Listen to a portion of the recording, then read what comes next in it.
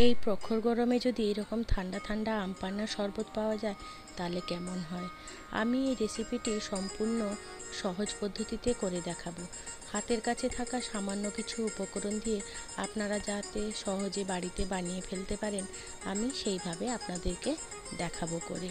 আর আপনারা চাইলে এটা বানিয়ে স্টোর করেও রেখে দিতে পারেন, যখন ইচ্ছা হবে বার করে খেয়ে নিতে পারেন। এটা বানানো যেমন সহজ তেমনি তৃপ্তিদায়ক। নমস্কার বন্ধুরা, ইজি কুক চ্যানেলে আপনাদের সবাইকে স্বাগত জানাই। চলুন শুরু করছি। আম পান্না বানানোর জন্য আমি এখানে 3টে কাঁচা আম নিয়ে নিয়েছি। আমগুলোকে প্রথমে এরকম হাত দিয়ে ভালো করে কচলে কচলে ধুয়ে পরিষ্কার করে নেব, কারণ আমের গায়ে অনেক নোংরা লেগে থাকে আর আঠাও লেগে থাকে। সেটা যাতে না লেগে থাকে তাই ভালো করে পরিষ্কার করে নিতে হবে। এবারে এই বোঁটাটা কেটে বাদ দিতে হবে, একটু বেশি পরিমাণেই বাদ দিতে হবে। আর এটা আমি ফেলে দিলাম। এবারে গ্যাসে কড়াই বসিয়ে দিলাম, কড়াইতে বেশ খানিকটা জল দিয়ে দিলাম, দিয়ে আমগুলো আমি তাতে দিয়ে দেবো।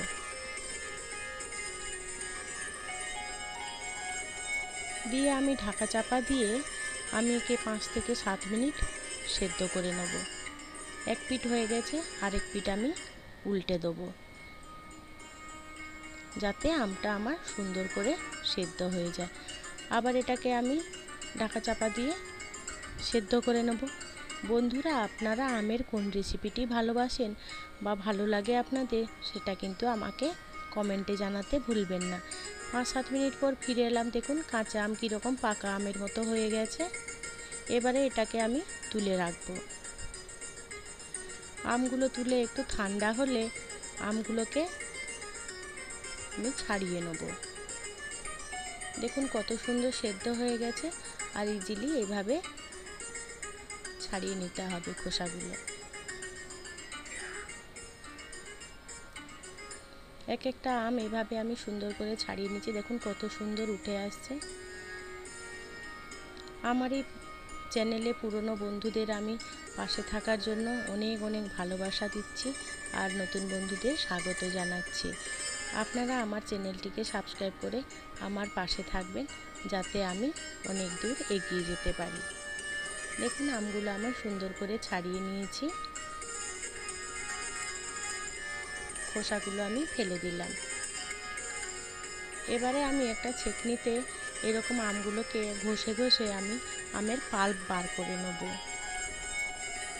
যাতে কি এই আম পান্না খাওয়ার সময় আমের আঁশ যাতে না থাকে কিংবা ডেলা ডেলা না হয়, তার জন্য এই প্রসেসটা আমাদের ফলো করতে হবে। এইরকম আমি প্রত্যেকটা আম থেকে পাল্প বার করে নিয়ে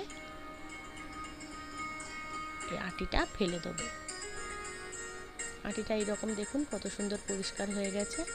এইরকম করে আমি আমের পাল্পটা বার করে নিলাম।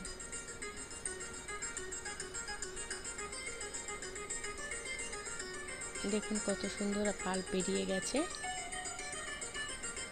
এবারে এটাতে আমি একটু জল দিয়ে দেবো, সামান্য একটু জল দিয়ে এটাকে একটু বাটির গায়ে যাতে না লেগে ধরে, সেই জন্য আমি এখানে একটু জল দিলাম। জল দিয়ে আমি এবারে একটা গ্রাইন্ডার জারে নিয়েছি, তাতে আমি মিশ্রণটা ঢেলে দেবো।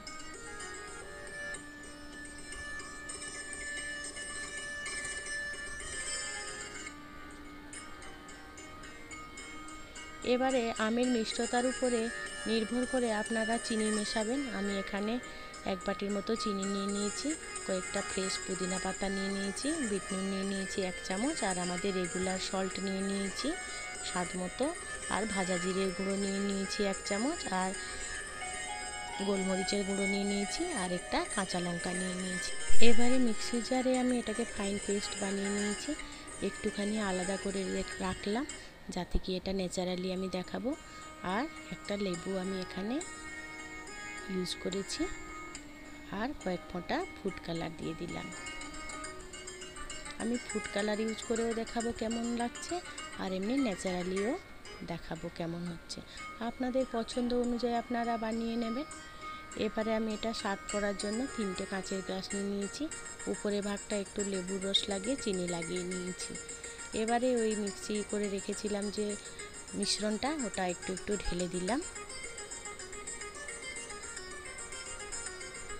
ওই দুটো ফুড কালার দিলাম, আর এটা এমনি ন্যাচারাল যেটা সেটা দিলাম।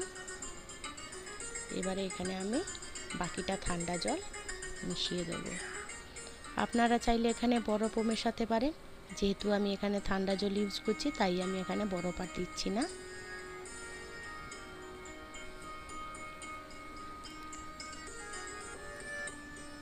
এবারে একটা চামচের সাহায্যে সব মিশ্রণগুলোকে জল দিয়ে ভালো করে গুলে মিশিয়ে নিতে হবে সুন্দর করে।